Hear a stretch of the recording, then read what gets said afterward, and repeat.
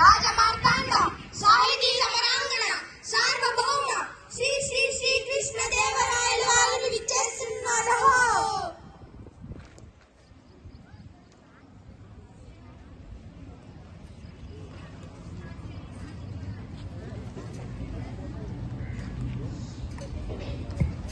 అష్టదిగ్గజ కవులకు, సాహితీ ప్రియులకు, పుర ప్రజలకు స్వాగతం. మా పాలనలో జీవితాన్ని ఆనందంగా గడుపుతున్న జానపదులు సైతం కొన్ని రసవత్తరమైన సమస్యలను పంపించారు. మీరు వీటిని రసవత్తరంగా పూరించి నేటి భువన విజయ సభను రంజింపచేయండి. చిత్తం రాజేంద్ర, కవిచంద్ర, మీతో నేటి భువన విజయ సభను ప్రారంభించాలని నా అభిలాష. నీ ఆలోచన నిజమే పెద్దనామాత్య. కానీ ప్రభువుల ఏలబడిలో ఎన్నో భాషలు ఉండగా తెలుగు భాషపై ఇంత మక్కువ చూపడానికి గల కారణమేమిటో? అదేమిటి సురణ కవి? మందార మకరందాలు జారువారే తెలుగునిష్టపడని వారుందేరా? తెలుగుదేలనందువా?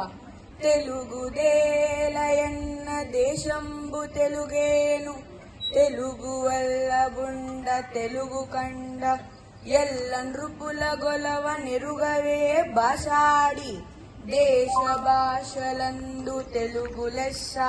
మరింతటి మన తెలుగు భాష పైన ఎవరికైనా ఎందుకు మమకారం ఉండదు? పెద్దనామాత్య, కవులారా, మేం తర్వాత పద్యమును పూరిస్తాము.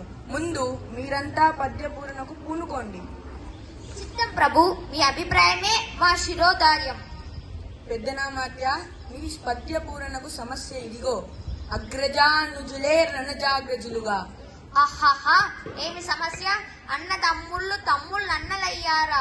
ప్రభు, నా పూరణ ఇదిగో: పుష్యమెంబరతాక్యుడు పుట్టినాడు, మొనసి లక్ష్మణుడు డాలేశ పుట్టినాడు, భరత లక్ష్మణ క్రమమిది ఎరసి చూడ, అగ్రజానుజులై రణుజాగ్రజులుగా.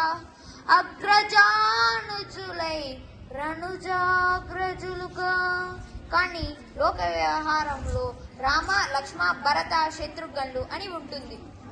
కరినెత్తుగా పోయి ఎలుక కలుగున దినియన్. దీన్ని అర్థవంతరంగా పూరించండి భట్టుమూర్తి గారు. పల్లె జీవనలకు సుపరిచితమైన చక్కని సమస్య ఇచ్చారు మహారాజా. కరులు చిలుకలెత్తులు చక్కెరతో నొనరించి ఆట, గడపెట్టుడచో కరిమరిచే వంట పుండు, ఆ కరినెత్తుకపోయి ఎలుక కలుగునదినియన్. ఆహా, ఎంత అద్భుత పూరణ! ఎలుక ఏనుగు ఎత్తుకోగలదా? ఆ ఏనుగు రంధ్రంలో పట్టున. ఏనుగులు, చిలుకలు, ఎద్దులు మొదలైనవి చక్కెరతో చేసిన బొమ్మలు. వ్యాపారి పగలంతా వీటిని అమ్మాడు. సాయంత్రానికి అన్ని ఎత్తిపెట్టి ఒక ఏనుగు బొమ్మని మడిచాడు. దాన్ని ఎలుక రంధ్రంలో ఈడ్చుకుపోయిందనే వీరుల విందుగా ఉంది. బహుబాగు. కృతజ్ఞతలు మహారాజా. ముత్తు పలుకుల ముక్కు తిమ్మన కవి, అందుకోండి: గాడిద ఏడ్చం గదన్న ఘన సంపన్న. రాజశేఖర, మానవులలో ఆడిన మాటను తప్పేవారు కొందరున్నారు, కానీ జంతువులలో దీనిని చూడలేం. అయినా దైవ కృపతో పూరించదను.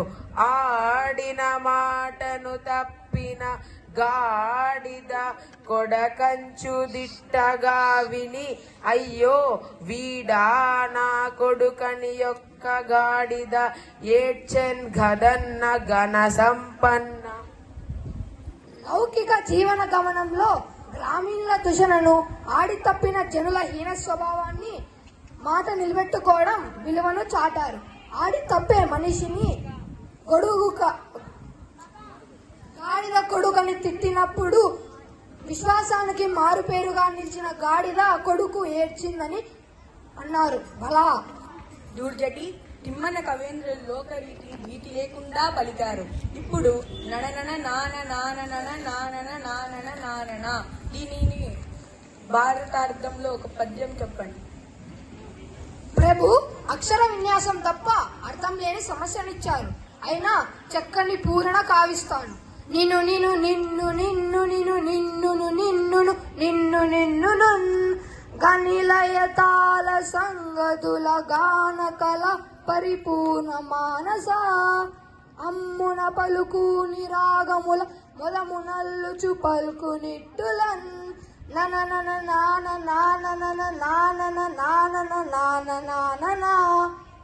భలా శ్రీకాళహస్తీశ్వరుని వరప్రసాదం కవిత్వంగా పొందిన దుర్జటి భువన విజయ కవులను చూసిన జానపదులు మన కవుల కావ్య సాహిత్యాన్ని, మన సభ గొప్పతనాన్ని గురించి పొలంలో పనులు చేసుకుంటూ కూడా లయ తాళానికి అనుకూలంగా మిక్కిలి సంతోషంతో కూని రాగాలను అల్లుకున్న స్థితికి కళ్ళకు కట్టిదివి.